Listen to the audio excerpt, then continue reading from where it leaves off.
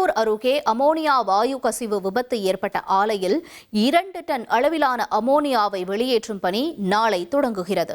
விரிவான தகவல்களை செய்தியாளர் தாயுமானவன் விவரிக்க கேட்கலாம்.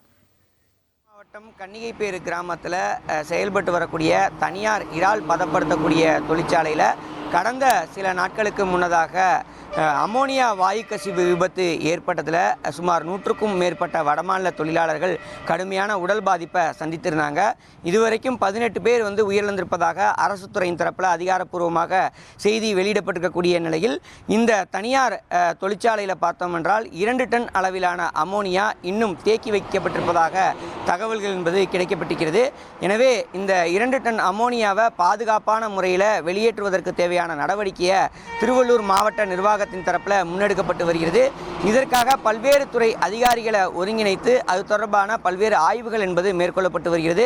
அந்த வகையில் பார்த்தோம் என்றால் அரக்கோணத்தில் இருந்து தேசிய பேரிடர் மீட்பு படையினர் தற்போது வரவழைக்கப்பட்டிருக்கிறாங்க. காவல்துறையினர், வருவாய்த்துறையினர், மருத்துவத்துறையினர் மற்றும் தொழிலாளர் நலன் மற்றும் பாதுகாப்பு துறையினர், தீயணைப்பு துறையினர் என பல்வேறு துறைகளை ஒருங்கிணைத்து தற்போது இந்த அமோனியா வாயு கலவைகளை வெளியேற்றுவதற்கு தேவையான பணிகள் என்பது முதற்கட்டமாக ஆய்வு பணிகள் என்பது மேற்கொள்ளப்பட்டு வருகிறது.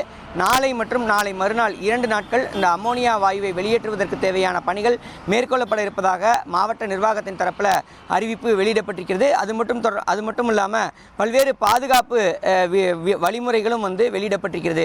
குறிப்பாக தற்போது நாம் இருக்கக்கூடிய இந்த தொழிற்சாலைக்கு அருகாமையில் ஒரு 300 மீட்டர் தொலைவில் இருக்கக்கூடிய பள்ளி, கல்லூரி உள்ளிட்ட கல்வி வளாகங்கள் மற்றும் தொழில் நிறுவனங்கள் உடனடியாக விடுமுறை என்பது வழங்கப்பட்டு யாரும் அங்கே இல்லாத அளவுக்கு ஒரு பாதுகாப்பு பணிகளை மேற்கொள்ளப்பட வேண்டும் என்ற ஒரு உத்தரவு வழங்கப்பட்டிருக்கிறது.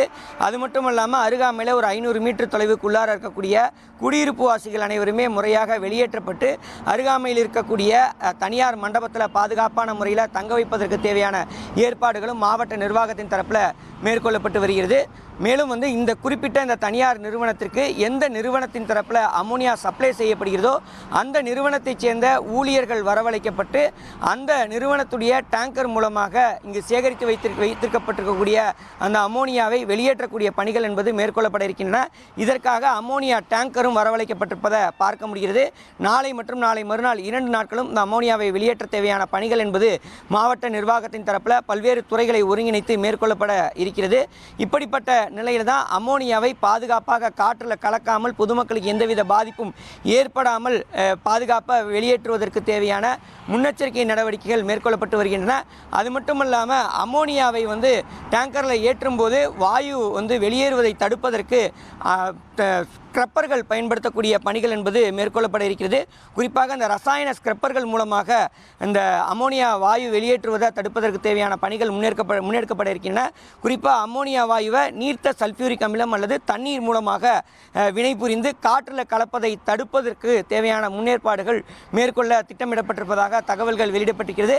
அது மட்டும் இல்லாமல் குறிப்பிட்ட இந்த பணியின் போது காற்றில் அமோனியா வாயு கசிகிறதா, எவ்வளவு கசிகிறது, காற்றில் மாசு ஏற்படுகிறதா என்பதை கண்காணிப்பதற்கும் தமிழ்நாடு மாசு கட்டுப்பாட்டு வாரியத்தின் தரப்பில் அதற்கான முன்னெடுப்பாடுகள் என்பது மேற்கொள்ளப்பட்டு வருகிறது. பாதுகாப்பான முறையில் இந்த அமோனியா வாயுவை வெளியேற்றுவதற்கு தேவையான அனைத்து விதமான வழிகாட்டுதல்களும் மாவட்ட நிர்வாகத்தின் தரப்பில் வழங்கப்பட்டிருக்கக்கூடிய நிலையில் அதனை முறையாக பின்பற்றுவதற்கு தேவையான முன்னேற்பாடுகளை அரசு துறை அதிகாரிகள் தற்போது மேற்கொண்டு வருவதை பார்க்க முடிகிறது. இனி செல்லும் இடமெல்லாம் செய்தி. தந்தி டிவியின் வாட்ஸ்அப் சேனலை ஃபாலோ பண்ணினா செல்ல இருக்கும் இடமெல்லாம் செய்தி. இதோ QR கோட் இப்பவே ஸ்கேன் பண்ணுங்க, ஃபாலோ பண்ணுங்க.